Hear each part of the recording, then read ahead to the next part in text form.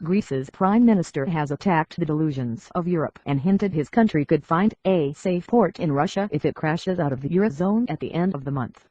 Alexis Tsipras was sharing the platform with Vladimir Putin at the St Petersburg Economic Forum the day after cash for reforms negotiations between Greece and its eurozone creditors collapsed, bringing ever closer a catastrophic default on June 30. There were reports of a further step up in the pace of savings withdrawals from Greek banks, and the European Central Bank ECB was forced to increase its emergency lending to the country's tottering financial sector. Read more. If Greece can wreck it, how strong was euro in first place?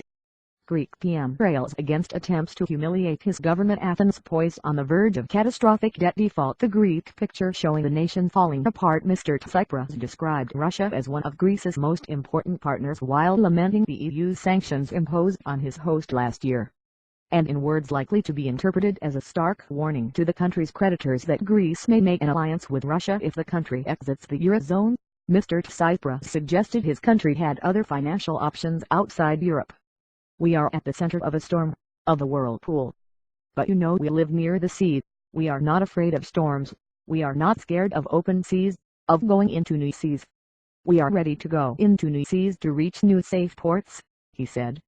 Russia has been seeking to cultivate Greece and other smaller European states in order to divide the EU, which has so far shown a united response to Russia's aggression in Ukraine. There have been fears in some European capitals that Greece could veto future rounds of sanctions on Moscow if it falls out of the single currency yet remains in the EU. In the response to Mr. Tsipras' coded overtures, Russia's Deputy Prime Minister,